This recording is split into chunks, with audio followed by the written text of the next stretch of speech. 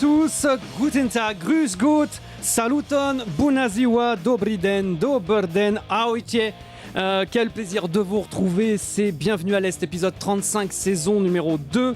J'espère que vous n'êtes pas paraskevidés, catriaphobes, phobiques du Vendôtri 13. Nous, non, on va faire la fête, tant mieux. Bonjour à toutes celles et tous ceux qui nous suivez en images sur Facebook, YouTube, Twitch, où que vous soyez, ou encore en Afrique, sur les chaînes partenaires. À la réalisation, on retrouve Eric Mourechan. Bună ziua, Eric.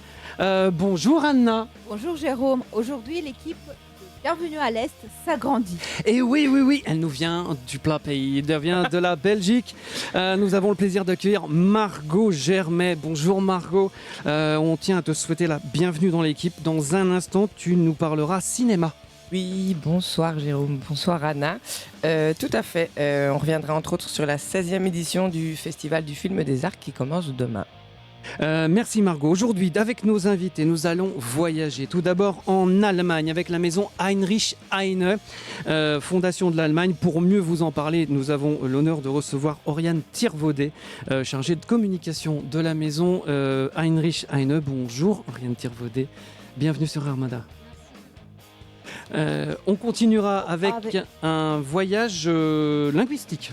Oui, tout à fait. Demain, à la gare de Lyon, ce sera la fête de l'espéranto.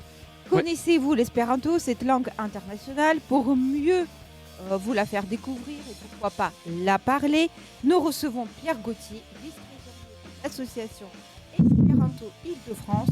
Bonjour Pierre Gauthier, bienvenue sur Armada. Bonjour Pierre Gauthier. Bonsoir. Bonsoir. Au programme de cette émission, bien, on ira faire la fête en Roumanie. On parlera aussi musique avec les charts, l'agenda avec plein d'événements. À 20h, vous retrouverez le journal, mais aussi la météo européenne des prochains jours.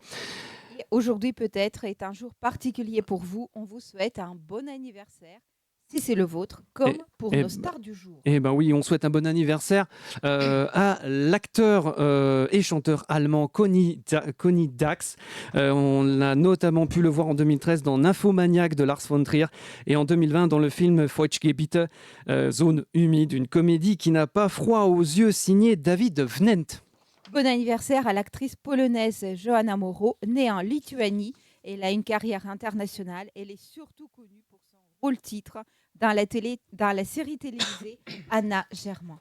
Bon anniversaire au chanteur serbe Era Odjanic, une très longue carrière musicale dans la musique turbo-folk. Sa chanson Pauk en 2003 est un vrai tube. Bon anniversaire au compositeur et acteur tchèque František Soukup, fondateur du groupe Nightwork. On lui doit aussi plusieurs bandes originales de films, connues comme le film Le Signal de Thomas Rehorek de 2012. Bon anniversaire au chanteur kazakh The Limba. La semaine dernière, son single Mamma Mia en featuring avec la chanteuse moldave Misha Miller, le rappeur russo-ukrainien Andro et le rappeur belgeo-russo-espagnol Dice a été déclaré disque de platine. Bravo à eux. Bon anniversaire enfin à l'actrice et chanteuse polonaise Agnieszka Wlodarczuk. Cette année, elle a créé sa propre marque de parfum, La Rome. La Rome. L'actrice bulgare Adriana Boudevska, une légende, c'est une pensée. Pensez à cette grande dame, hein, l'une des fondatrices du théâtre professionnel en Bulgarie. Elle était réputée pour être une vraie novatrice. Une pensée à la chanteuse roumaine Denisa Raducu, partie beaucoup trop tôt. Ses clips, tout en douceur, rassemblent plusieurs centaines de millions de vues. Et puis aussi une pensée au compositeur estonien Otto Benedikt Hermann. Il écrivait pour orchestre, chœur et soliste. Et aussi à l'illustratrice slovène Maria Lucia Stupica. Elle a remporté entre autres en 1989 le prix de la Fondation Presseren pour ses illustrations de livres pour enfants. Et puis enfin une pensée pour l'acteur et réalisateur germano-autrichien Kurt Jürgens, avec une carrière internationale qu'on lui connaît. Il a notamment joué avec Jean Gabin, Michel Serrault, Michel Blanc, Roger Vadim et même dans un James Bond, avec en 1977 L'espion qui m'aimait, un grand monsieur du cinéma international. On passe à un grand monsieur aussi qui était né un 13 décembre 1797. Il s'appelle Heinrich Heine. Tout à fait. Il s'agit de grand poète allemand. On reviendra sur sa vie, ses œuvres, ses combats, sa vie en France.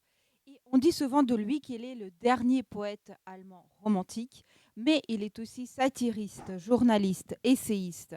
Son père a voulu faire de lui un banquier, comme son oncle, mais un riche haineux n'a jamais appris rien d'utile, comme disait son oncle Salomon. Lors de ses études à Bonn, Götterberg, à Berlin, il suit les cours de Schlegel, de George Wilhelm Hegel, traduit Lord Byron en allemand, et se consacre sérieusement à l'écriture de ses poèmes et de ses tragédies dès 1821. Passionné par le judaïsme, il se convertit pourtant au christianisme pour avoir son billet d'entrée dans la culture européenne. Malgré cette conversion, Heine subit constamment des attaques antisémites et anti-judaïques, comme celle du poète Auguste von Platen, mais pas seulement. C'est la raison pour laquelle le roi Louis Ier de Bavière ne lui accorde pas la chaire de professeur. Le succès est au rendez-vous dès 1824, mais aussi les démêlés avec la censure. En 1831, Heine immigre en France. Il publie une série d'articles enthousiastes sur la Révolution française de juillet et de ce fait se voit interdit de publier dans toute la Confédération allemande. À Paris, Heine fréquente Hector Berlioz, Ludwig Born, Frédéric Chopin, Georges Sand, Alexandre Dumas, Alexander von Humboldt. Il est socialiste, utopiste, déçu par l'échec de la Révolution. Rapidement, Heine est cloué au lit par une sclérose en plaques. Il vit dans son tombeau matelas, comme il dit, 8 ans de souffrance physique et psychologique, en continuant pourtant d'écrire. Le 17 février 1853, Heinrich Heine meurt. 56, meurt au 3 avenue Matignon à Paris. Ouais, un grand monsieur de la poésie allemande. Et rien que pour illustrer, les dires d'Anna, parce que c'est un grand poète, moi je vous propose d'entendre Die Lorelei. C'est l'un de ses immenses poèmes. Ça a été écrit en 1824 et c'est vraiment resté en mémoire. Et Oriane Thiervaudet va nous faire le poème en allemand. Donc on t'écoute, Oriane. Merci encore d'accepter de dire le poème en allemand. Die Lorelei. Ich weiß nicht, was soll es bedeuten, dass ich so traurig bin.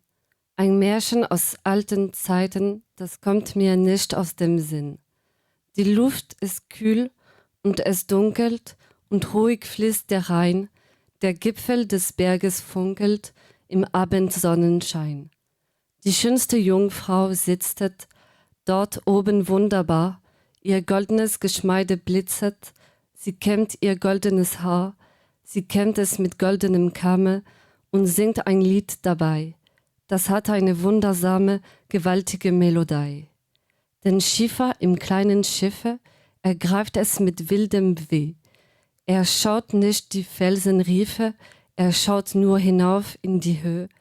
Ich glaube, die Wellen verschlingen am Ende Schiffer und Kahn und das hat mit ihrem Singen die Lorelei getan. Bravo. Bravo. Alors, je tiens vraiment à... non, frère, et alors, ce qu'il y a, c'est que donc, les premiers mots, je ne sais pas pourquoi je suis triste, c'est ça. Il était romantique, en fait. C'est le dernier romantique, hein, c'est ce que tu disais, Anna. C'est superbe poésie. Vous pouvez découvrir, hein, si vous ne connaissez pas Heinrich Heine, de vous replonger. Il y a en version française aussi, hein, si je ne m'abuse. Il a été traduit, bien sûr. En plusieurs langues. On va passer au cinéma avec Margot et le Festival des Arcs du film, c'est ça? Tout à fait, oui. Donc, comme on vous l'a annoncé en début d'émission, on va se pencher sur la 16e édition du Festival du film des Arcs, qui commence dès demain jusqu'au 21 décembre prochain. Donc, un festival qui a la particularité de prendre place dans un cadre hors norme, puisqu'il a lieu en plein cœur des Alpes, l'occasion de profiter pendant une semaine des premières neiges et de séances de cinéma tout au long de la journée en présence des cinéastes et des comédiens.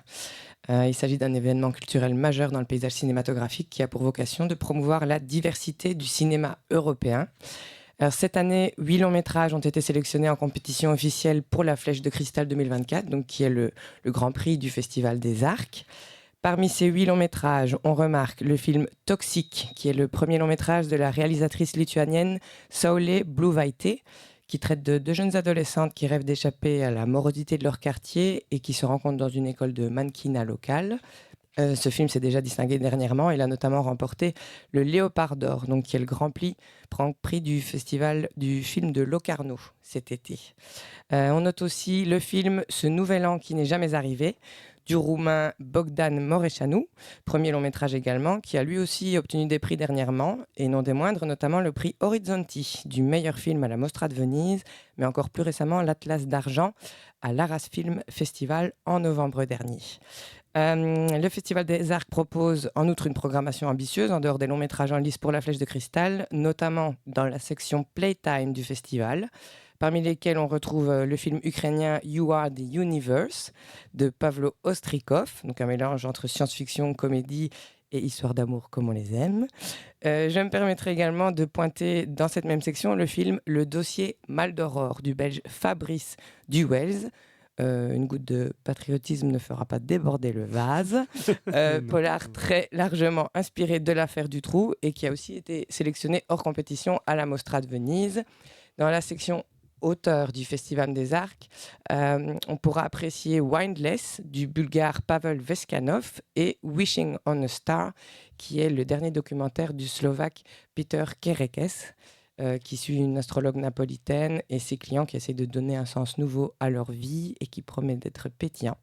Enfin, la célèbre section Oscarowski du festival proposera 8 candidats européens, parmi lesquels Radio Prague, Les Ombres de la Révolte, du Tchèque Jiří Madl, donc qui est un complot politique avec pour toile de fond le printemps de Prague. Under the Volcano, du cinéaste polonais Damian Kocur, qui traite de l'invasion russe en Ukraine, vu depuis les îles Canaries, où une famille ukrainienne passe les vacances et dont les membres vont devenir réfugiés du jour au lendemain.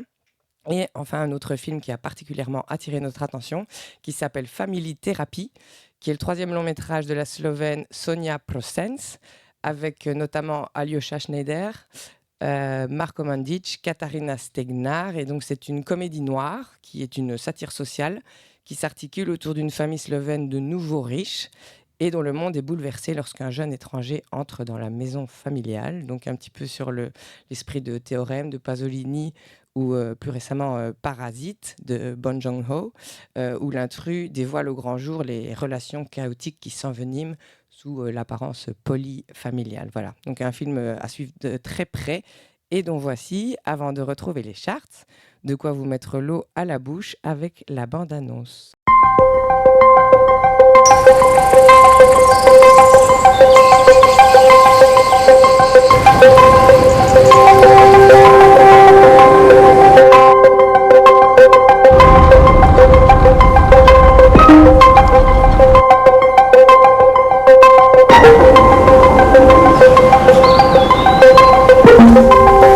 You mean a video presentation of our family?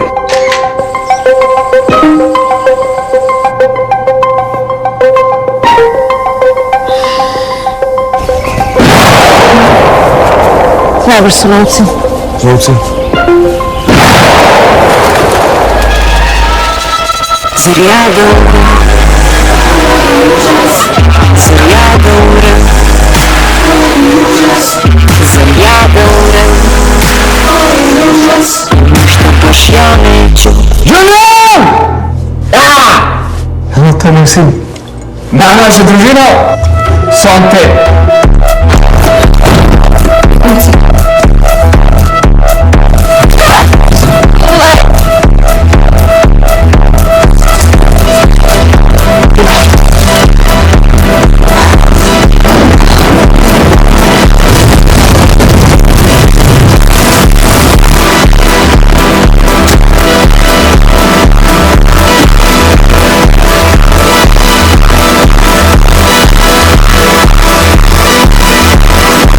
Lubi se sključujo, prav? Od česa? Kaj?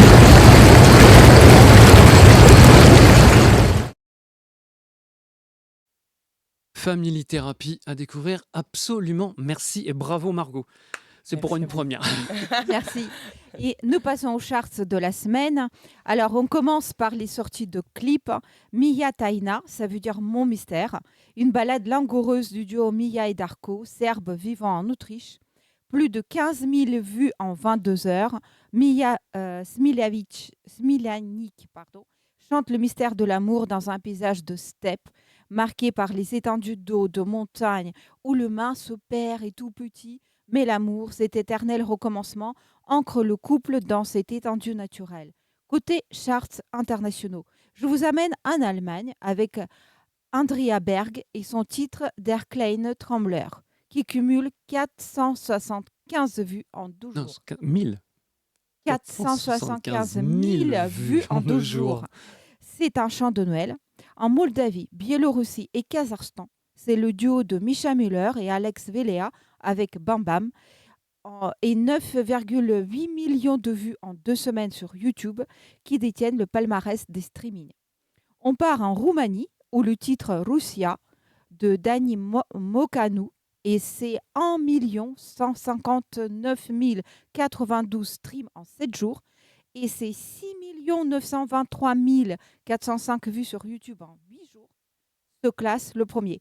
C'est une caricature sanglante des oligarques russes, leur escorte sur une mélodie traditionnelle russe. Ça dépote. Franchement, c'est hilarant. C'est hilarant. D'accord. En Croatie, Angeo, toujours, de Mia et Ellison Mandela, cumule 2,9 millions de vues sur YouTube en un mois et 91 572 streams en 2 jours. On termine avec la Lituanie, où le titre de Jengu Zinajukotu Nori de Ademas Wisniauskas continue à tenir la tête du classement. Ça fait 4 semaines, avec 157 790 streams en 7 jours. Eh ouais, non, mais c'est vrai. N'oubliez pas, pensez à aller voir les autres musiques. On ne chante pas qu'en français et en anglais. Ça s'appelle la diversité. Et du coup, franchement, il y a des tubes, ça arrache la tête. On va continuer avec le livre de la semaine. Alors, parlons livre, parlons histoire. Le livre « J'ai fait ce que j'ai pu » est signé Freddy Foscolo aux éditions Daybreak. Il est écrit en français. La version bulgare est parue il n'y a pas très longtemps. Enfin, est parue. Normalement, il vient de sortir, mais ça sera mis en librairie à partir du mois de janvier. Alfred, qu'on surnomme Freddy, est né à Sofia en Bulgarie pendant la Seconde Guerre mondiale d'un père français et d'une mère bulgare. Je fais ce que j'ai pu, comme le dit Freddy Foscolo. C'est un essai d'aspect romanesque, je le cite, sur l'époque du régime totalitaire en Bulgarie. En vérité, si le spectre du communisme réel avait sans retour sombré dans le néant, nous confie-t-il sur les réseaux, je ne me serais sans doute pas à ce point appliqué à revenir sur les méfaits de ces années de plomb, mais la réalité est, hélas, tout autre. Or, on sait que s'il ne se trouve personne pour sauvegarder leur mémoire, les victimes de la tyrannie auront toujours tort. Aussi me suis-je résolu à partager cette intrigue façon saga au relent d'épopée, tissée de joie et de larmes, de prouesses et d'angoisse, où l'on voit l'amour et l'amitié côtoyer les trahisons et la liesse succéder aux déceptions. Fin de citation. Selon l'historien Stéphane Courtois, spécialiste de l'histoire des mouvances et des régimes communistes et qui a signé la préface de ce livre, Alfred Foscolo a fait, je cite, un travail remarquable de mémoire. Outre que d'un bout à l'autre du récit, l'intérêt historique qui dévoile une part inconnue du XXe siècle ne se dément pas, il est émaillé de surprises rocambolesques et de retournements de situation qui le rendent haletant. Le tout écrit avec une plume à la fois précise, parfois indignée et ironique, au style souvent picaresque et drôlatique. Bref, il jongle avec les mots, faut voir. Petit exemple, sa fiancée Raina, qui deviendra son épouse, a été arrêtée pour avoir fréquenté Freddy, son mari, qui lui-même a été arrêté en 1968 et libéré suite à une intervention des autorités françaises. Raina, mère célibataire, est accusée de traîner dans les bars et, pire, de fréquenter un espion qui bafoue les lois socialistes. Raina ignore que Freddy a distribué un tract prônant le rapprochement de la Bulgarie avec les Occidentaux. à l'accusation de fréquenter un espion. Elle a répondu aux enquêteurs, chacun son métier, ce qui lui a valu 6 mois de prison. Alors j'ai fait ce que j'ai pu et c'est donc un livre qui invite à la réflexion sur l'unité européenne. Une magnifique nouvelle littéraire. Moi, je suis content parce que j'ai la grande, je l'ai déjà rencontrée une fois. C'est une grande dame.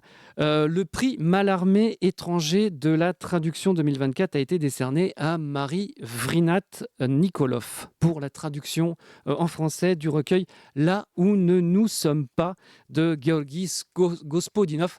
Je pense qu'on va voir l'affiche, enfin la couverture du livre. Voilà, pour ceux qui nous suivent en tout cas en images. C'est paru aux éditions Les Carnets du dessert de lune. Marie Vrinat Nikolov s'est dite, je cite, très émue et heureuse de recevoir ce prix prestigieux, ajoutant que ce prix est aussi celui de Georgi, mais aussi celui de la poésie et de la littérature bulgare. Fin de citation. Le prix Mallarmé étranger de la traduction lancé en 2022 se propose de valoriser autant le travail des traductrices et des traducteurs qui œuvrent pour ouvrir de nouvelles perspectives littéraires que la poésie étrangère traduite en français. Et je suis complètement d'accord avec elle.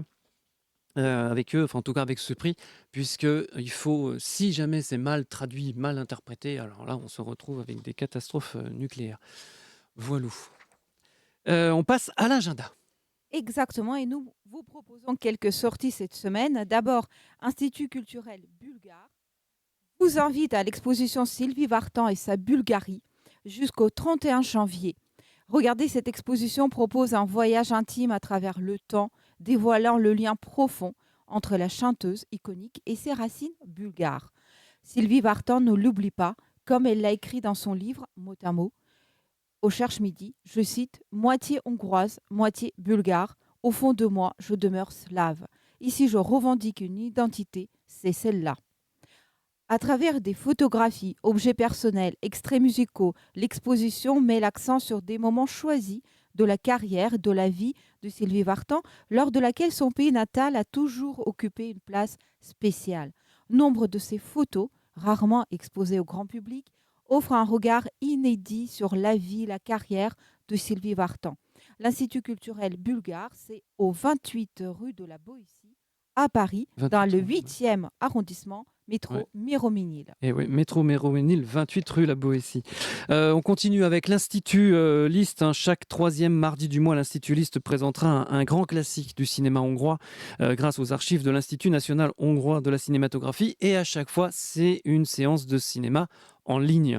Mardi prochain, par exemple, le 17 décembre à 19h30, vous pourrez ainsi regarder Place de Moscou, Moxvater, un film de Ferenc Török, un film de 2001 qui nous fait remonter le temps. Nous sommes au printemps 1989 dans un lycée de Budapest. C'est le chaos. Au dernier moment, les questions du bac d'histoire qui portent sur la période d'après-guerre sont annulées. Les protagonistes Petya, Kigler, Royal et Xemor ont 18 ans. Ils se fichent de la politique et ne pensent qu'à faire la fête. Ils vivent les premiers mois de la transition post-communiste à Budapest. Ce film peut être considéré de ce point de vue comme l'équivalent hongrois du célèbre film Goodbye Lenin du réalisateur allemand Wolfgang Becker. Le lien pour visionner ce film Place de Moscou sera partagé dans le groupe Facebook Cinéma apostrophe à la maison, enfin Cinéma apostrophe à la maison. C'est sur donc Facebook sur la page.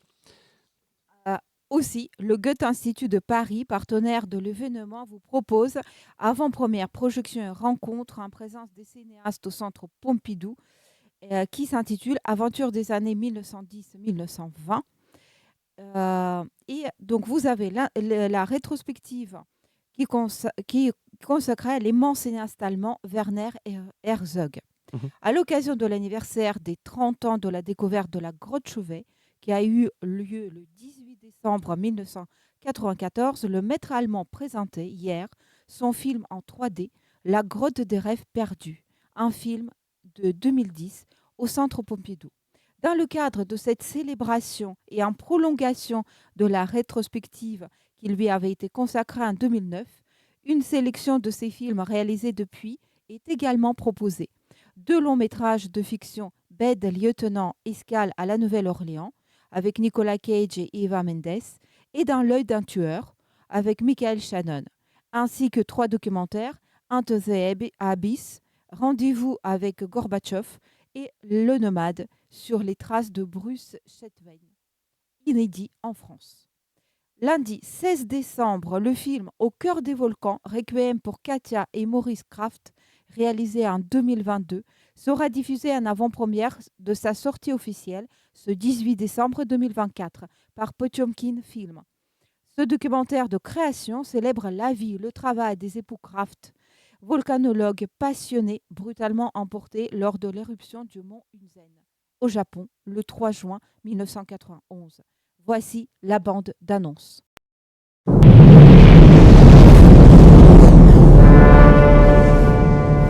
This film is in memory of Katja and Maurice Kraft, volcanologists from the Alsace region in France.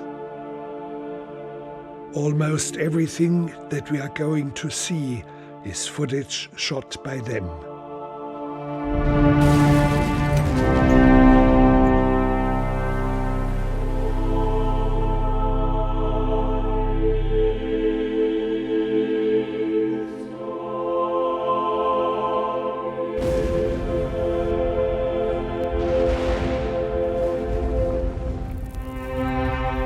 There is something so awe-inspiring in it, so never seen before, that attracted me as a filmmaker.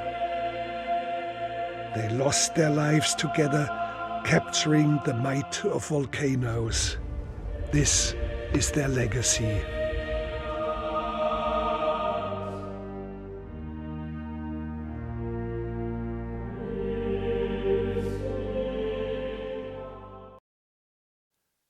Voilà, vraiment, allez voir du cinéma. Sur Werner Herzog, toute une rétrospective sur les années 2010 et 2020. On passe tout de suite à la chronique avec les fêtes du jour. Exactement.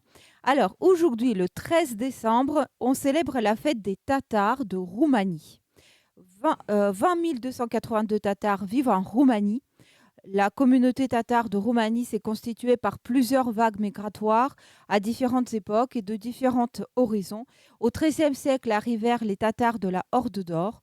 Au XVe siècle, ceux de Khanat de Crimée, tantôt de manière indépendante, tantôt comme mercenaires des États de l'époque.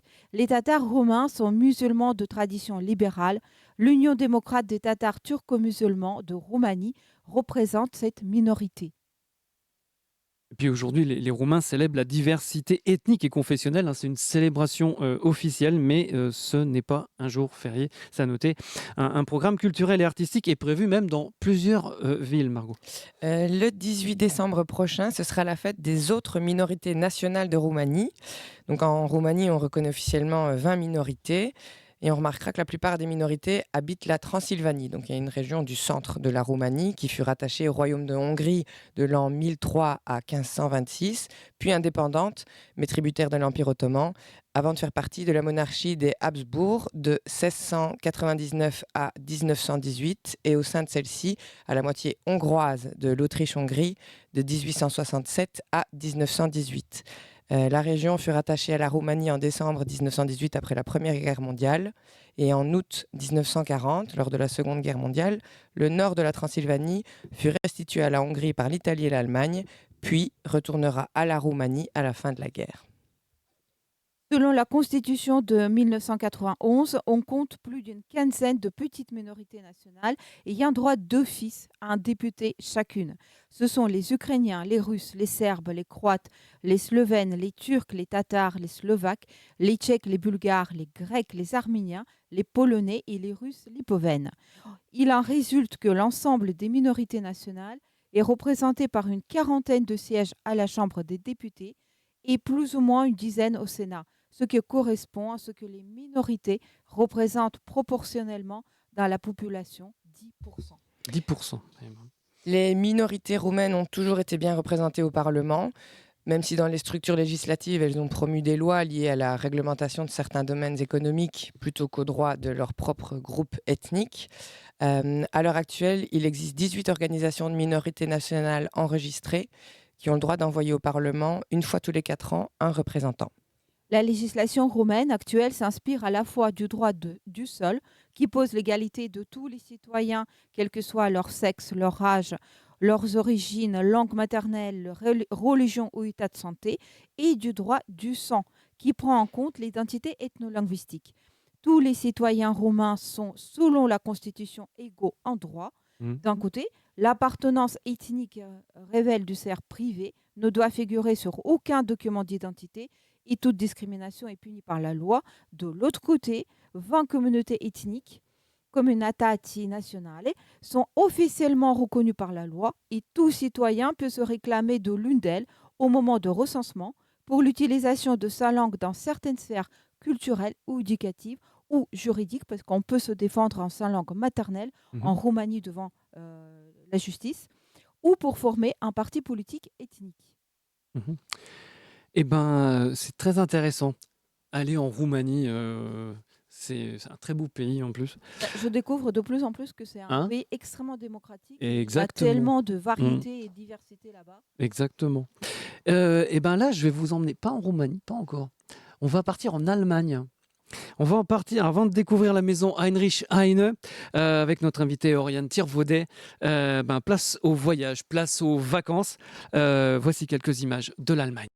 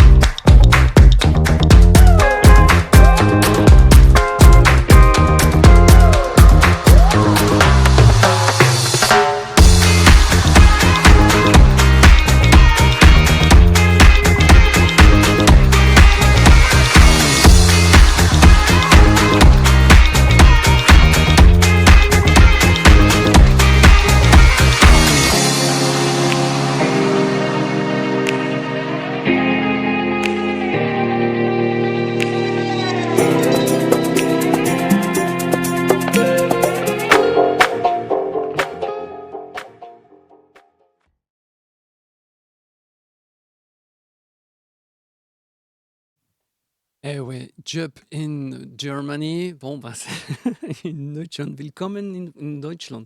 C'est ça, Ja, comment ça qu'on dit? willkommen in Deutschland. Willkommen in Deutschland. Willkommen in Frankreich. Des superbes images. Allez faire un tour en Allemagne. Hein. J'y ai vécu 1 an. Vous pouvez me faire confiance. En plus, la période des carnavals a commencé.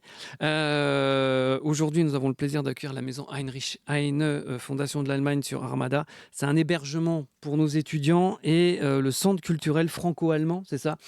C'est une institution. Première question, Oriane. Qu'est-ce que la maison Heinrich Heine? En fait, c'est quoi? C'est un hébergement et un institut. Alors, oui, c'est avant tout une résidence donc pour les étudiants et les doctorants. Et une bibliothèque aussi, ça on Oui, l'oublie souvent, ça, on mais va en c'est aussi parler, là, une de la bibliothèque et une salle de conférences, de cinéma, d'exposition. Donc ça a vraiment ces trois fonctions-là. D'accord, c'est vraiment inclué l'un dans l'autre, en Oui. fait. C'est génial. Et juste entre nous, si on n'est pas étudiant, on a le droit d'aller voir quand même les soirées ou les débats, les trucs, Alors- les organisations? Oui, bien sûr, c'est vraiment comme le Goethe-Institut, c'est-à-dire que c'est ouvert au public extérieur. D'ailleurs, la plupart des événements sont gratuits, donc j'encourage vraiment les personnes à regarder notre programme qui se trouve sur Internet, mais aussi, donc on imprime toujours Ouais. notre livret. Ouais. On a une centaine d'événements par an, donc c'est vraiment très diversifié. C'est très diversifié. Il y a un gros problème. Ah oui, pardon. Et donc là, par exemple, pour janvier, donc on a bien sûr on organise des événements autour de la journée franco-allemande à l'occasion du traité de l'Élysée, enfin de la célébration du traité de l'Élysée. Donc avec une table ronde autour de la thématique de la RDA, un concert avec des jeunes Allemands qui viennent de Berlin, German Gens, et aussi une table ronde avec donc des représentantes, parce que c'est aussi des traductrices, des éditrices, des conservatrices de musées, des représentantes du franco-allemand. C'est ça. Essaye, voilà, avec le micro de Pierre Gauthier. de l'espéranto qu'on parlera tout à l'heure, hein. Vous découvrirez l'espéranto tout à l'heure. On vous fera parler espéranto, ça va être génial. Il y a justement, alors, il y a une bibliothèque, hein, mais alors une bibliothèque, on peut travailler d'ailleurs dedans. C'est très ouvert, c'est comment dirais-je, ça date des années 50, c'est ça l'immeuble? Oui, alors justement, je voulais parler de la création de la maison parce que c'est assez intéressant en fait. Donc la maison se situe dans la cité universitaire Mhm. et il a fallu attendre. Donc la cité, elle, date de 1925, les premières maisons également, Oui. et il a fallu attendre les années 50 pour qu'il y ait une maison de l'Allemagne. Dans les années 30, déjà, il y avait eu un projet, mais c'était l'architecte d'Hitler qui avait Ouais. ce projet de construction, Albert Speer, et ça a été bien sûr refusé. Et donc en 1956, lorsque les relations commencent à s'améliorer après la Seconde Guerre mondiale, la maison a été créée à la suite d'un concours d'architectes. Donc c'est Johannes Krahn, l'architecte, qui l'a remporté. Et on voit bien que la maison sur l'image est construite dans un style Bauhaus Mhm. et un peu inspiré de Le Corbusier, avec ses traits dépouillés, avec vraiment 3 matériaux principaux. Donc il y a le verre, l'acier et la pierre, le béton. Ouais. Et oui, c'est très agréable. Enfin, la lumière est très belle et pour travailler, c'est super pour les résidents et le public extérieur qui peut aussi accéder à la bibliothèque. C'est génial. Franchement, c'est au niveau de luminosité, il n'y a pas mieux, hein. Enfin, c'est incroyable. Alors, justement, dans cette bibliothèque, il y a ces 22 000 documents. En fait, il y a tout, quoi. Enfin, Oui, trouve alors de 85% des documents sont en allemand, Mhm. mais oui, on y trouve aussi des CD, des DVD, des romans, des essais. Enfin, vraiment. Et on peut emprunter, en fait. Et on peut emprunter, bien sûr. C'est génial. On peut même y travailler. Voilà, on parlait de l'architecture tout à l'heure, il y a quelques instants. C'est vraiment Bauhaus, hein. Et d'ailleurs, on salue Stéphanie Becking, hein, qui s'occupe de la bibliothèque. Oui, tout à fait. Il y a une programmation musicale 4 fois par semaine. Alors, c'est ça qui est génial. Enfin, en tout cas, lundi, jeudi, vendredi et samedi, parce que j'ai vu. Alors, il me semble que c'était dans le passé. C'était dans le passé. Mais d'accord. aujourd'hui, on a toujours Ouais. énormément de concerts, hein. Oui, C'est oui, oui, vraiment... oui, oui. Et on a d'ailleurs un public, souvent la salle, c'est complet, souvent Mhm. les dimanches. Ouais. Donc nos concerts ont lieu souvent les dimanches. C'est souvent des concerts classiques, mais on a aussi de la musique expérimentale ou du jazz. Donc ça dépend vraiment des périodes. C'est magnifique. Et puis les étudiants, après, ils peuvent dormir chez eux, enfin dans leur studio. Même les studios sont très clairs. Et puis, alors, comment dire, genre, la programmation culturelle, c'est important parce qu'entre la musique, les concerts, les tables rondes, les films, enfin, c'est impressionnant.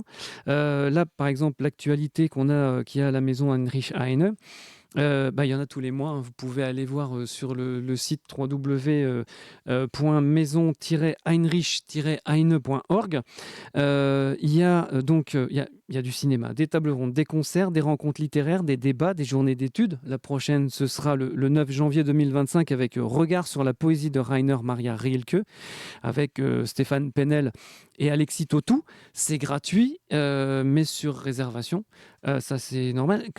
La programmation, elle est tellement riche. Enfin, comment elle est élaborée? Parce que c'est impressionnant. Alors, il y a plusieurs chargés de programmation culturelle. Mhm.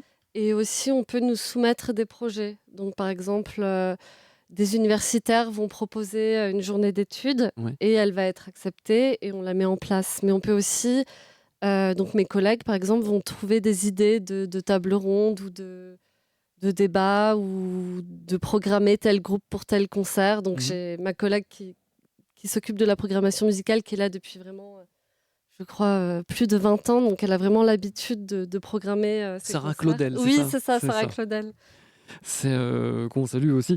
Il y a et puis le 16 décembre, alors il y aura du cinéma avec Le Dernier Métro, l'un des grands films de François Truffaut, qui est sorti en 80. C'est avec Catherine Deneuve, avec Heinz Bennent, entre autres, hein, pour une séance spéciale François Truffaut, pour fêter les 40 ans de sa disparition. Quand Alors, et après, derrière, il y a, comment dirais-je, il y a une table ronde avec Patrice Bougon, qui est spécialiste du cinéma. Là, c'est un film français. Il y a aussi des films allemands, je suppose.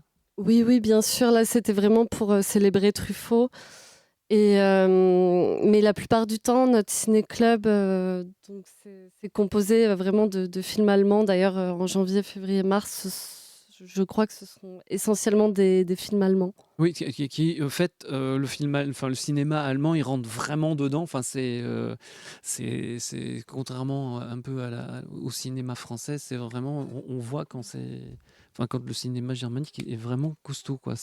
Quand il faut, enfin, c'est vrai qu'au niveau du drame, c'est vraiment du drame. Enfin, voilà, moi, c'est ce qui m'a marqué en fait quand je regardais quand je regarde des films allemands. Il y a une force. C'est là qu'on se dit que c'est pas un pays latin non plus. Parce que l'Espagne joue autrement, parce que la Belgique joue autrement, parce que voilà, le Slovaque joue autrement. C'est vraiment la diversité des cinémas et c'est ça qui est bien, c'est vraiment une richesse. Comment dire? Ah oui, et puis le 18 décembre, on a vu passer l'image il y a entre-temps, il y a un karaoké de Noël. Et alors le karaoké de Noël, c'est avec une chanteuse traductrice qui s'appelle Peggy Roland et qui propose un karaoké spécial Noël franco-allemand. En quoi ça consiste? Alors, c'est très simple. Il faut nous écrire, par exemple, avec des suggestions de chansons que vous voulez entendre Ouais. et chanter. Et ensuite, elle, au piano, elle va accompagner les personnes. Donc, ça peut être, je dis n'importe quoi, Au Tannenbaum ou Laterne ou des chansons comme ça typiques, ou même françaises, hein, puisque c'est Mon beau sapin. franco-allemand. C'est génial. Et Ça. il y a même un atelier pour les enfants en même Ouais. temps, voilà, pour faire des décorations. Voilà, qui sera animé par Neymar Khaldi, c'est ça? Oui. C'est ça, bah voilà. Non, mais franchement, voilà. En attendant de passer les vacances, franchement, allez-y, il y a 2 heures pour s'amuser avec les enfants, c'est ça? C'est de 16h à 18h, c'est ça? C'est ça, c'est 16h à 18h. Donc, il y a possibilité de s'inscrire à l'atelier de création. Comment dirais-je? Est-ce que... Alors, du coup, on parle jusqu'au 18 décembre, mais puis après, on voit au mois de janvier.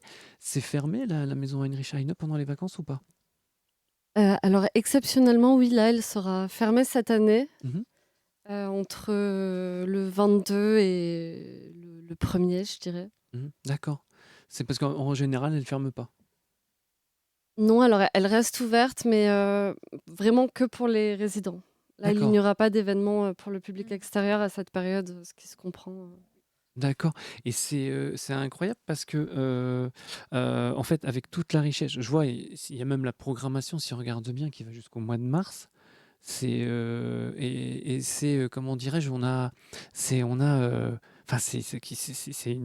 vraiment une richesse culturelle dans cette maison. Moi, quand je suis tombé dessus, je dis, mon Dieu, il y en a tout le temps. Tout le temps, tout le temps, ça n'arrête pas. Il y en a tous les jours, lundi, mardi. Enfin, c'est incroyable. Vous êtes, vous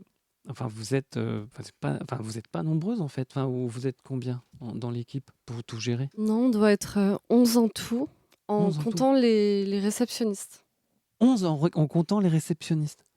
Parce que ça n'arrête jamais.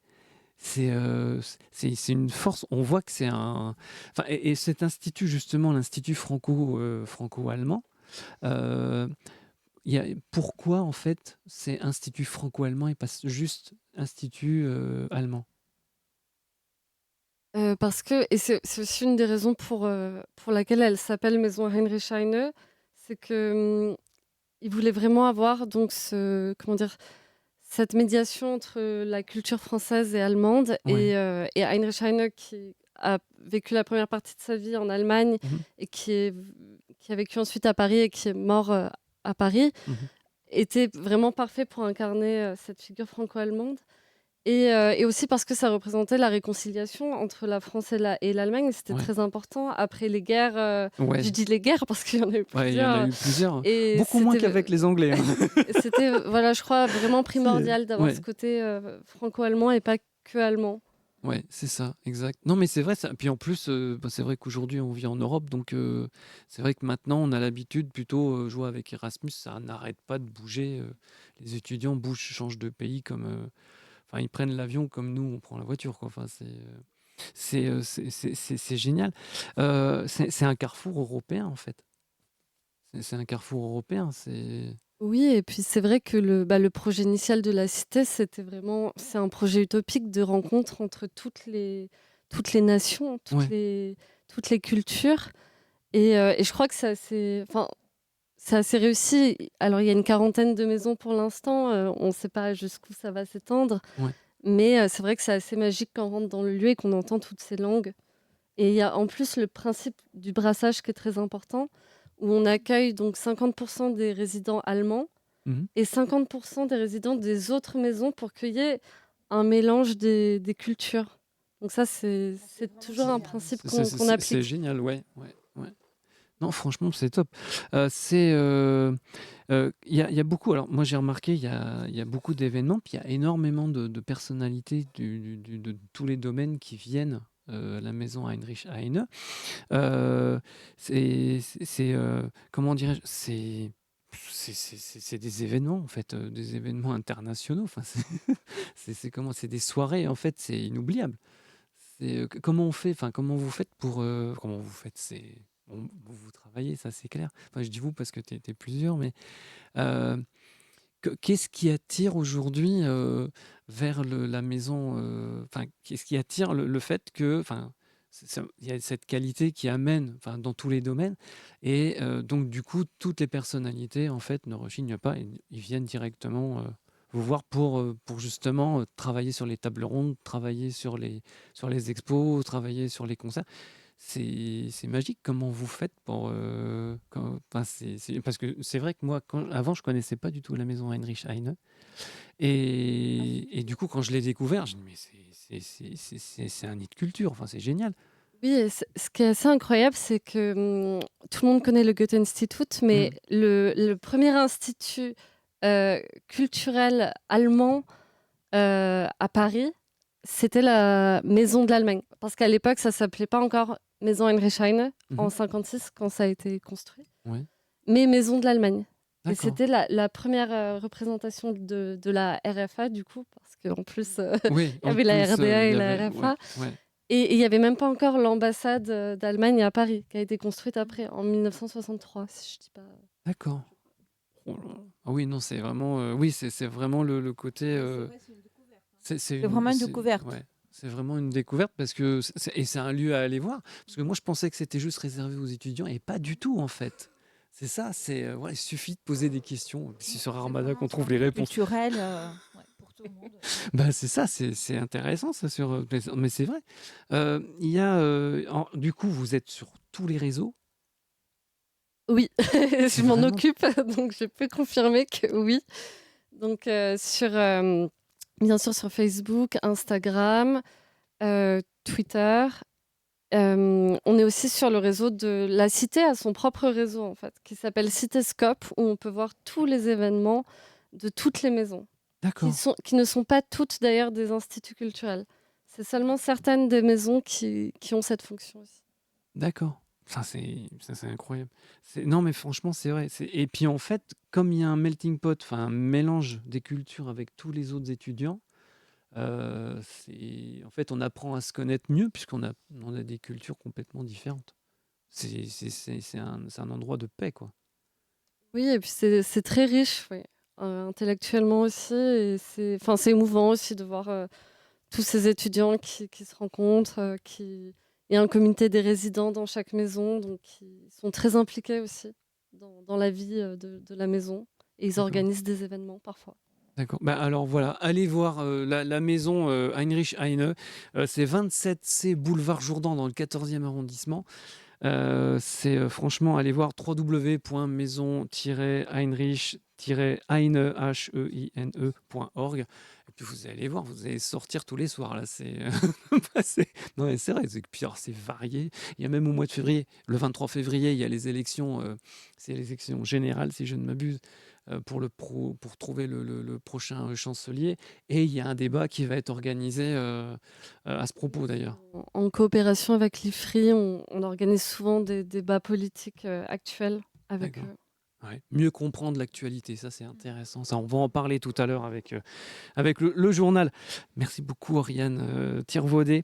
Merci beaucoup. Je Merci. dis le nom de famille, c'est vrai qu'on a tout le temps envie de l'appeler. Non, mais c'est vrai.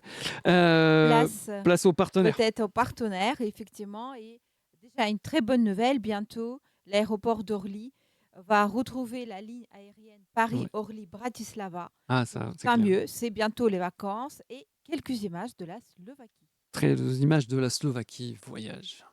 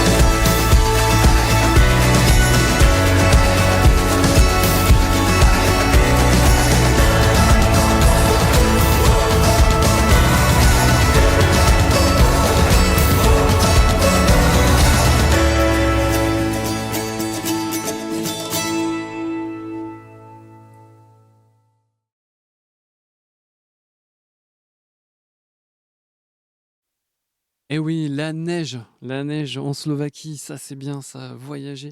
C'est la fédération Slovaquie, comment dirais-je? Où est-ce que je les ai mis, mon Dieu donc c'est moi qui me suis trompé. C'est pas grave. Alors, la Fédération France-Slovaquie Eh oui. vous fait découvrir la Slovaquie comme à la maison à travers les associations slovaques qui la composent, comme l'école de Petit Slavique, qui Eh ouais. demain, le 14 décembre, Ouais. organise, Le Le Previadatsnchne Toboludnie. je te laisse dire, le matin de Noël, Ouais. pour les enfants et pour les parents, de 9h30 à midi. Place sera faite au spectacle des enfants du Petit Slavique et aux ateliers de création sur le thème de Noël, le tout dans une chaleureuse ambiance. Eh oui, comme d'habitude, très familiale cette ambiance, très familiale. Le Previadnochne Dopoludnie. Répète. Previadnochne Dopoludnie. Priviadnochne do poludnie. Voilà. Alors, j'arrive bientôt. Hein. Alors, Le un Laki, atelier de transformation. Laki, c'est donc une association qui prend soin de votre image. D'abord par les consultations individuelles sur votre site. Les formations proposées aux étudiants des établissements supérieurs les forment à maîtriser leur image dans leur cadre professionnel. Les formations des dirigeants et des cadres des entreprises permettent de fluidifier la communication non verbale. Et enfin, les événements autour Ouais. de la mode, du style et des arts sont proposés aux Parisiens pour que se culturer, comme disait Coluche, n'est-ce Ah pas? oui, se culturer. Et le prochain événement, c'est le 1er avril. Le 1er avril, c'est le prochain événement. On prend date. Et voilà. Et après, bien sûr, Aïma et Aïkokoa pour les vacances de Noël. Ben, vous rêvez de vacances inoubliables à la neige, dans un endroit paradisiaque, au milieu des montagnes, à skier, à vous baigner dans un immense spa, buvant du champagne au bord de la piscine, ou encore dans l'eau chaude du jacuzzi, dans une ambiance de fête, tout en vous plongeant dans les traditions et les trésors cachés de cette magnifique région de Roumanie qu'est le parc de Maramureș. Il ne vous reste plus qu'à les contacter, donc les chalets Aïma Aïkokoa sur internet, aïma-aïkokoa.ro. Elles parlent français et elles vous attendent à bras ouverts. Place aux images, tiens, place au voyage.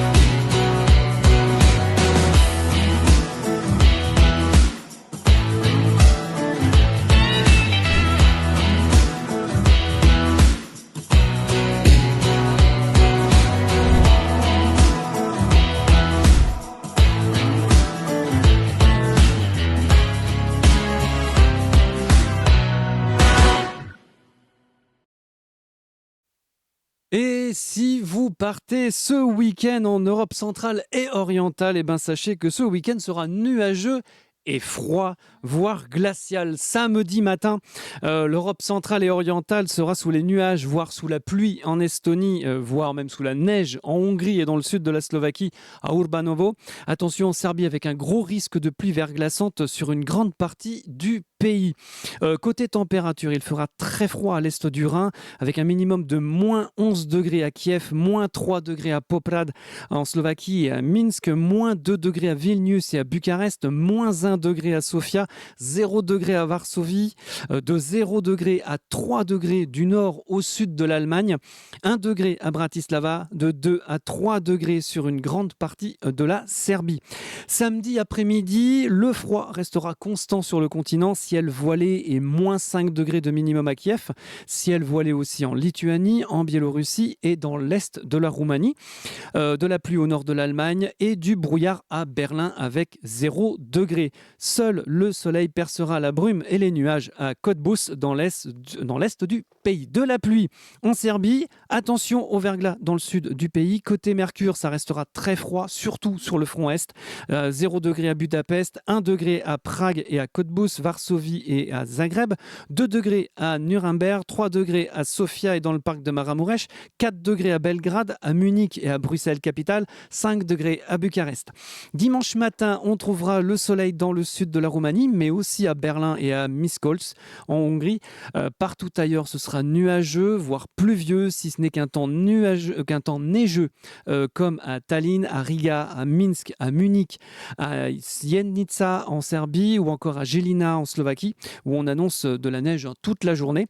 Attention toujours aux pluies verglaçantes. Côté température, ça variera du nord au sud, de 0 degré à Tallinn, à 4 degrés de maximum pour Zagreb ou encore Belgrade, qui auront d'ailleurs la même température qu'à Bruxelles capitale chez nos amis belges.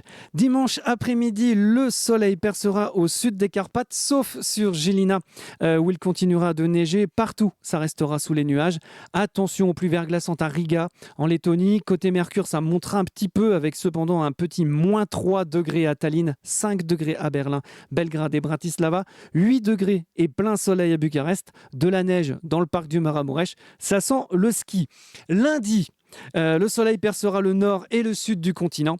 On attend de la neige sur le nord-ouest de la Roumanie. Côté température, elles seront beaucoup plus agréables, allant de 2 à 6 degrés sur le front est et de 6 à 10 degrés sur l'Europe centrale, 10 degrés de maximum à Berlin. Mardi, très peu de changements niveau température qui remonteront encore un peu et dans le ciel central et est européen où ça restera nuageux. On voit cependant poindre le soleil par le sud et l'est, plein soleil au sud du Danube. Mercredi, le ciel nuageux sur le continent amènera de la pluie sur Varsovie. Le soleil pointera son nez sur le sud de la Roumanie et la Bulgarie. Ciel voilé sur la Serbie. Côté température, elles baisseront un petit peu. 6 degrés de moyenne sur l'Europe centrale, comme à Berlin, Varsovie, Prague et Budapest. 10 degrés à Sofia, 11 degrés à Bucarest. Jeudi, le soleil percera enfin par le sud du continent. La pluie restera constante au nord des Carpates. Côté température, ça restera du même acabit que le mercredi. Place au journal. Il est 20h.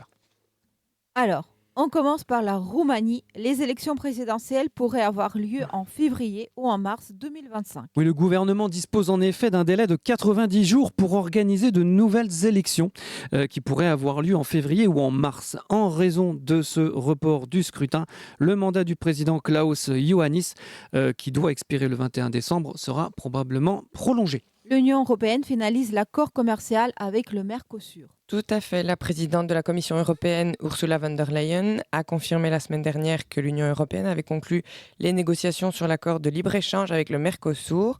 Donc, en vertu des traités européens, il faut savoir que la Commission est seule négociatrice des accords commerciaux au nom des 27.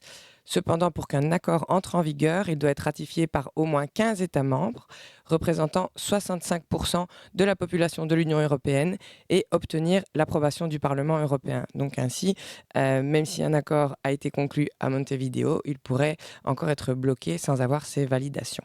L'accord commercial de l'Union européenne pourrait donner au Mercosur un avantage sur le règlement européen anti-déforestation. Déforestation. Oui, c'est ça. Donc, Plus de souffle. de nouveaux, Déforestation. oui, des nouveaux documents sur l'accord commercial entre l'Union européenne et le Mercosur précisent que le règlement européen anti-déforestation, donc le EUDR, s'appliquera au bloc sud-américain comme aux autres partenaires commerciaux, tout en lui accordant un avantage dans la prochaine classification des risques. Slovaquie, tollé autour d'un projet de loi imposant aux médecins de travailler en cas d'urgence. Le gouvernement slovaque a approuvé un projet de loi obligeant les médecins à travailler en cas d'urgence sanitaire au risque de se voir infliger une peine d'emprisonnement pouvant atteindre 1 an. Une mesure mal accueillie par les professionnels de la santé actuellement en grève. En novembre, plus de 3300 médecins des hôpitaux slovaques ont présenté leur démission pour protester contre la détérioration des conditions de travail dans le secteur de la santé. Ils ont expliqué qu'ils étaient prêts à retirer leur démission si le gouvernement répondait à leurs demandes, notamment en mettant en œuvre le mémorandum 2022 signé par le précédent gouvernement, en améliorant le financement des hôpitaux et les salaires des travailleurs de la santé, en remédiant aux pénuries de personnel et en veillant à ce que les hôpitaux publics ne soient pas privatisés.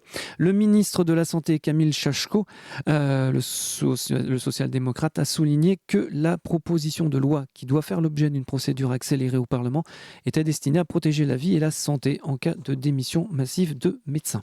Géorgie, demain, on vote pour les présidentielles. Oui, la Géorgie se prépare à une élection présidentielle particulièrement délicate ce samedi 14 décembre. La présidente sortante Salomé Zourabichvili, qui est devenue la voix du mouvement de protestation antigouvernemental après le scrutin législatif, a affirmé le mois dernier qu'elle ne quitterait pas son poste à la fin de son mandat. Je cite, « Il n'y a pas de parlement légitime et de ce fait, un parlement illégitime ne peut pas élire un nouveau président. Par conséquent, aucune investiture ne peut avoir lieu et mon mandat se poursuit jusqu'à ce qu'un parlement légitimement élu soit formé. » En Géorgie, le bras de fer entre le gouvernement du rêve géorgien et les manifestants anti-gouvernementaux s'intensifie et la pression pour une action concrète de l'Union européenne se fait de plus en plus forte. Pourtant, les États membres ont longuement hésité à réagir avant les élections législatives du mois d'octobre en Géorgie et à l'heure actuelle, la stratégie envisagée n'est pas plus lisible.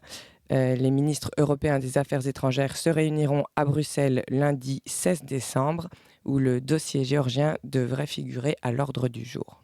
C'est officiel, la Roumanie et la Bulgarie rejoindront pleinement l'espace Schengen en janvier 2025. Oui, avec plus d'une décennie de débats et d'opposition, les ministres de l'Intérieur de l'Union européenne ont décidé de lever les contrôles aux frontières terrestres intérieures avec et entre la Bulgarie et la Roumanie, leur permettant ainsi de rejoindre pleinement l'espace Schengen. Toutefois, les contrôles aux frontières intérieures se poursuivront aux frontières terrestres entre la Roumanie et la Bulgarie, ainsi qu'entre la Hongrie et la Roumanie, pendant une période d'au moins 6 mois, afin d'atténuer, je cite, les changements potentiels dans les schémas migratoires dus à la suppression des frontières intérieures. Fin de citation. Malgré ces progrès, cette décision intervient alors que plusieurs États membres, dont l'Autriche, l'Italie, la Norvège, l'Allemagne, la France et la Pologne, ont rétabli les contrôles aux frontières, remettant en cause ce que le commissaire chargé des Affaires intérieures et de l'immigration, Magnus Brunner, a qualifié de, je cite, réalisation la plus tangible de l'Union. À noter que hier, les ministres de la Justice et des Affaires intérieures ont approuvé le contrôle de l'immigration, première priorité des orientations stratégiques à long terme de l'Union européenne, une première depuis 10 ans. Automobile, le PPE exhorte la Commission à proposer un allègement des pénalités pour les constructeurs. Oui, le Parti populaire européen PPE a adopté un document de position pour sauver l'industrie automobile européenne. Le groupe de centre-droit appelle en effet la Commission européenne à présenter dès que possible une proposition pour protéger des amendes les constructeurs automobiles qui ne respecteraient pas les objectifs de réduction d'émissions de gaz à effet de serre. Hier, à Varsovie, le président français Emmanuel Macron et le Premier ministre polonais Donald Tusk ont évoqué la guerre en Ukraine et le jour d'après. Le jour d'après. Tout tout à fait, Anna, en particulier les garanties de sécurité que l'Union européenne pourrait apporter à l'Ukraine. Pour l'heure, aucun plan n'a été élaboré. Cependant, Emmanuel Macron et Donald Tusk ont tous deux convenu qu'il revenait aux Ukrainiens de décider quand les pourparlers de paix pourront débuter et qu'ils devront toujours être assis à la table des négociations. Tandis que l'Allemagne et la France connaissent des troubles politiques, mais on notera que l'influence de Donald Tusk au sein de l'Union européenne semble grandir mois après mois. La Pologne envisage de consacrer 4,7% de son PIB à la défense en 2025, le pourcentage le plus élevé des pays de l'OTAN. Et son rayonnement devrait encore se renforcer puisque la Pologne s'apprête à occuper la présidence tournante du Conseil de l'Union européenne à partir du 1er juillet. Merci pour ce journal élaboré avec nos confrères du média Heure Active. Et maintenant, on à passe l'interview. On va vous faire découvrir l'espéranto. Alors, on va parler, c'est une langue très célèbre, hein, l'espéranto. Alors, pourquoi l'espéranto dans Bienvenue à l'Est ?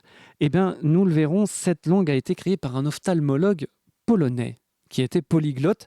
Pour en savoir plus donc, sur l'espéranto, on a la joie d'accueillir Monsieur Pierre Gauthier, vice-trésorier de l'association Espéranto Île-de-France, c'est ça ? C'est ça. Merci encore d'avoir accepté notre invitation. Pour commencer ma première question, je disais c'est une langue internationale, mais qu'est-ce que l'espéranto ? Comment on peut définir cette langue ? Définir, Ouais. C'est une langue construite, donc une langue organisée. Contrairement aux autres langues qui sont plus élaborées au fil du temps. Ouais. Là, c'était donc Zamenhof qui a mis au point une langue, non pas à partir de rien, mais à partir des mots qui étaient souvent les plus connus en Europe. Bien en face. Donc il a créé donc, non seulement le vocabulaire qu'il a emprunté à plusieurs langues européennes, et surtout une grammaire bien structurée, une description, donc en essayant d'être la plus facile à apprendre possible. Oui, parce que l'espéranto, ça s'apprend très facilement. On va le voir d'ici peu. Dans le monde, ça représente combien de pays et combien de personnes qui parlent l'espéranto ? Alors, c'est toujours la question cruciale. On a du mal à... Alors, le nombre de pays, on a 120 pays où il y a des associations ou des espérantistes connus. Ouais. Le nombre, c'est beaucoup plus difficile à estimer. En fait, c'est... généralement, on pense que c'est autour de 2 millions d'après qu'on trouve sur Internet. 2-3 millions, ça tourne aux alentours de ça. C'est une langue internationale, ça on l'a dit. Je dirais même une langue pour la paix. Alors, c'est aussi sur le site Espéranto ou d'autres, c'est une langue équitable puisqu'elle ne dépend d'aucun pays, aucun État. Et donc, elle n'impose pas de parler une langue comme l'anglais, par exemple, qui est une marque de la culture anglo-saxonne, c'est un exemple. On a 24 langues officielles dans l'Union européenne et la plupart du temps, on y parle en anglais. Dans le top 5 des langues commerciales, on a dans l'ordre l'anglais, le mandarin, le chinois parlé à Pékin, le français, l'espagnol et l'arabe. Qu'est-ce qui manque à l'espéranto pour être une langue internationale figurant dans ce top 5 des langues commerciales ? Je pense que c'est surtout un soutien politique qui lui manque. Un soutien politique qui donnerait déjà un budget beaucoup plus important, une politique de diffusion, d'enseignement. Évidemment, on reste des associations locales qui sont fédérées, mais avec très peu de moyens en fait. D'accord. Depuis quand existe Espéranto France et Espéranto Île-de-France ? Ils ont été fondés au début du XXe siècle. Au début du XXe ? Je ne saurais pas dire l'année exactement. Parce que au niveau de on va parler un peu histoire, le docteur Espéranto, donc Louis-Lazare Zamenhof, dont on va fêter le 165e anniversaire de la naissance dimanche, quand est-ce qu'il a créé cette langue, l'espéranto ? Alors, il l'a édité le 26 juillet 1887. Donc c'est précis. 26 juillet 1887. D'accord. À Varsovie. D'ailleurs, je crois qu'on avait il y a la première, je crois que c'est voilà, c'est ça, on la voit. C'est langue internationale, c'est la couverture du premier livre en espéranto. Oui, c'est ça. C'est ça. C'est donc langue internationale, il le dit clairement. Donc, comment il a fait ? On vous avait dit que c'était une langue construite. C'est-à-dire qu'en fait, il a pris plusieurs langues et mais comment il a analysé le verbe? Alors, en fait, c'est un jeune homme qui habitait à Bialystok, dans le nord-est de la Pologne d'aujourd'hui. Bon, Oui. c'était en Russie à l'époque. Ouais. Et donc, c'est une ville où il y avait plusieurs communautés linguistiques déjà dedans. Il y avait des Russes,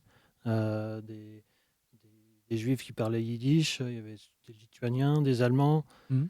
Et lui, son père était professeur d'allemand et de français, donc il était polyglotte concrètement. Enfin voilà, il connaissait plusieurs langues. Ouais. Et il s'apercevait qu'il voyait que dans sa ville, il y avait pas mal de tensions entre communautés parce que, pour lui, c'est surtout parce que à cause de malentendus, d'incompréhension. Ouais. Et donc, en réfléchissant, donc, il pensait peut-être éventuellement à diffuser le latin ou une langue neutre Ouais. entre. Et donc, il s'est aperçu que c'était trop dur à apprendre.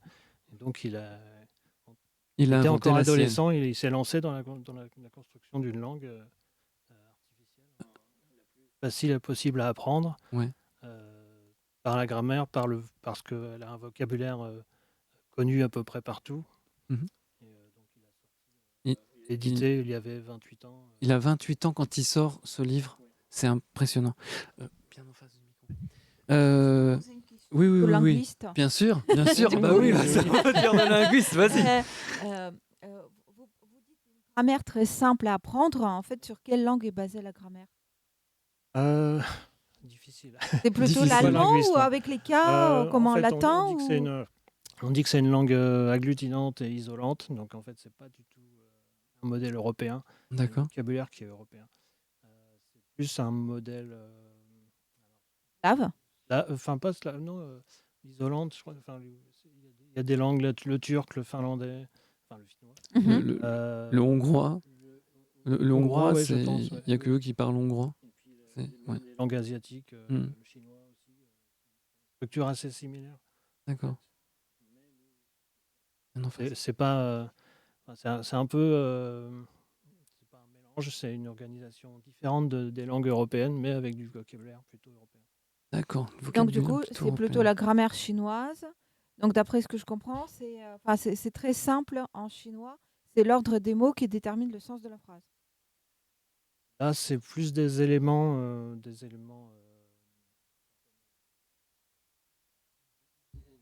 qu'on appelle des morphèmes, donc des petits bouts de mots qui ont un sens toujours fixe, hein, quoi. Et donc on a dit qu'on accumule en fait pour former des mots. On a une terminaison pour le présent, une terminaison pour le passé, une terminaison pour le futur. Dans le verbe, on met la terminaison qui va bien. Donc il n'y a que 3 temps du coup. Il y a beaucoup plus. Enfin, il y a 6 temps de base et avec les temps composés. Comme en français. Finalement, les temps sont plutôt comme en français. Les temps simples et les temps composés. Il y a 6 temps simples. 6 temps simples et 16 cas de grammaire. C'est très très peu en fait.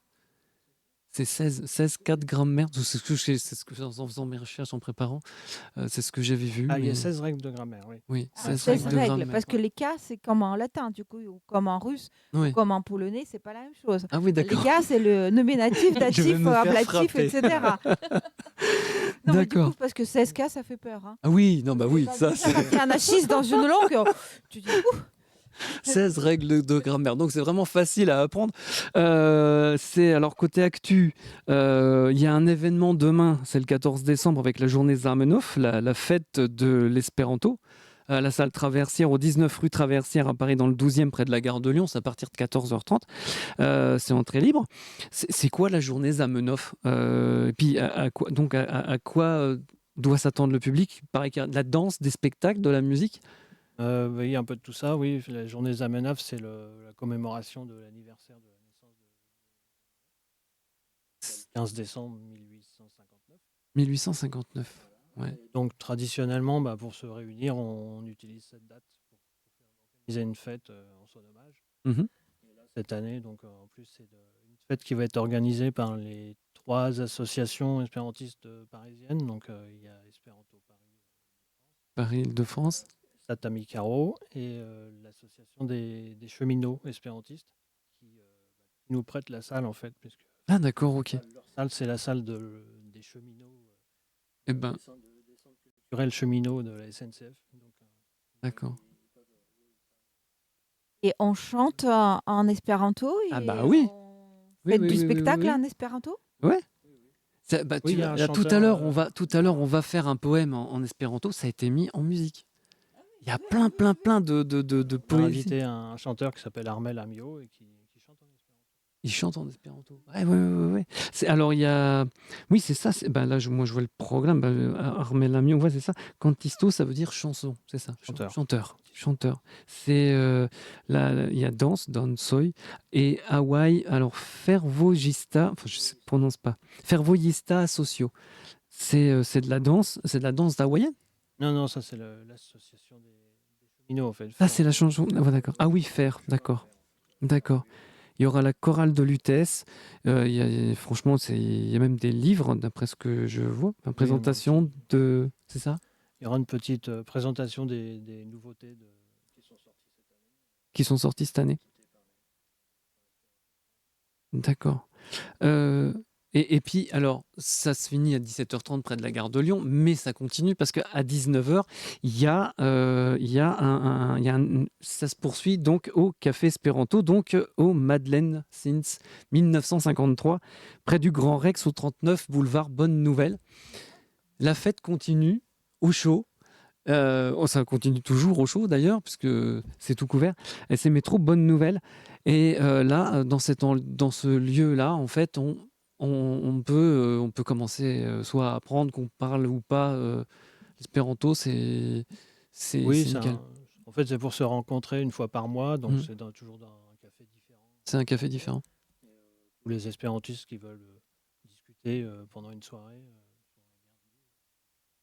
D'accord. C'est le partage pour parler ensemble, pour se retrouver. Ça j'aime bien, moi, c'est ce côté amical, ce côté amitié. C'est trop top. C'est quoi les projets pour 2025? Il y aura, alors, comme chaque année, j'ai vu qu'il y avait un rassemblement international de l'espéranto à l'été 2025. Enfin, en tout cas, tous les étés, il y a un rassemblement. Oui. Les 120 pays se retrouvent? Il y a beaucoup de pays, facilement 80 nationalités qui viennent chaque année. Donc là, cette année, ça sera en République tchèque, à Brno. Ah, Brno, c'est cool. Voilà. Vous prononcez mieux que moi.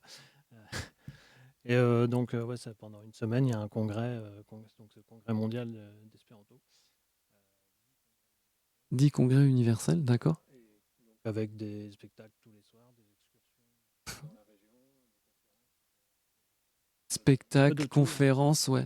Bien en face du micro.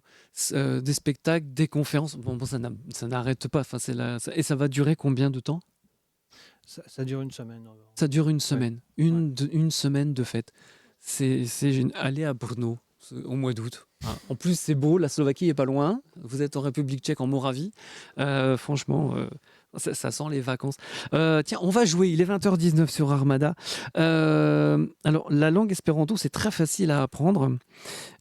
Commençons donc déjà par l'alphabet.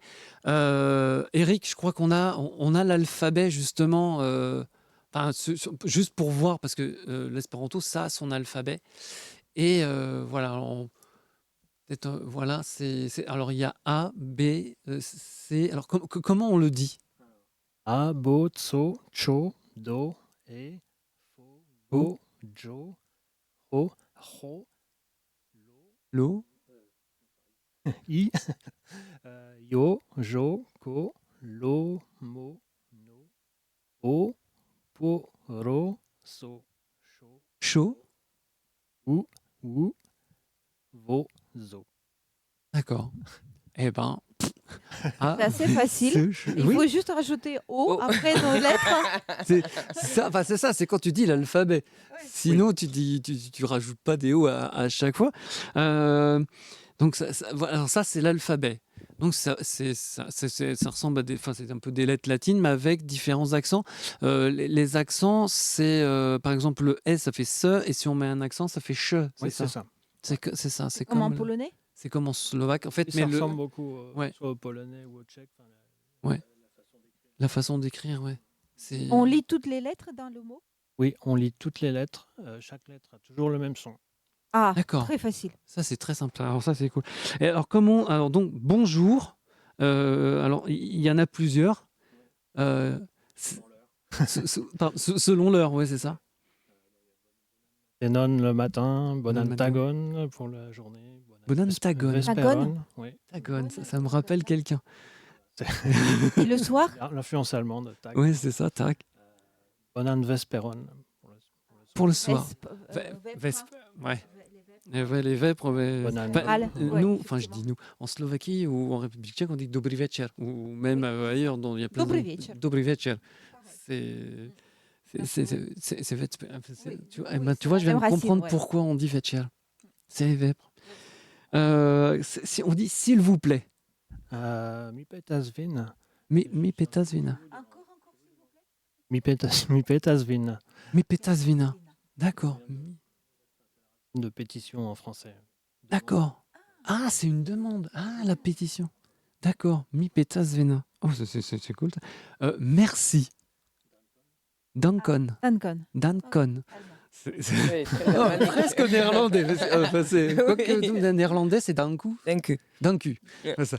Et danke pour les Allemands, c'est fou leur ensemble.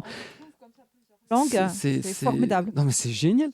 J'apprends l'espéranto. Mi lernas esperanton. Mi lernas esperanton.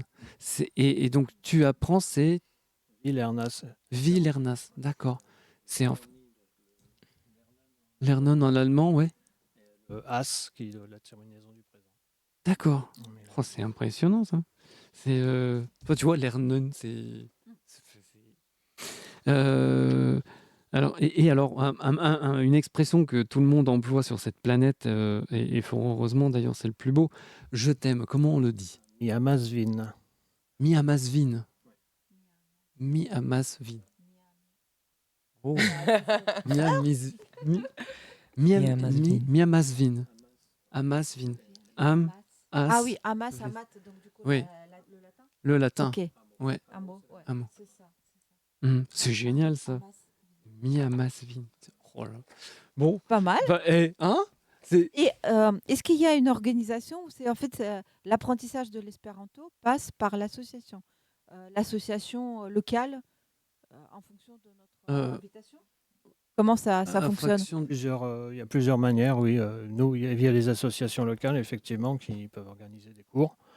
Et maintenant, il y a des cours par correspondance, il y a des cours sur Internet, il y a des applications, notamment Duolingo, qui il y a un peu d'espéranto dans Duolingo. Oui, d'accord, il a mis... D'accord, ouais, espéranto. Enfin, c'est à partir de l'anglais. Pendant un moment, il y avait à partir du français, de l'espagnol ou du portugais. Ça s'est réduit à l'anglais. D'accord. Et est-ce qu'il y a l'espéranto au CNED?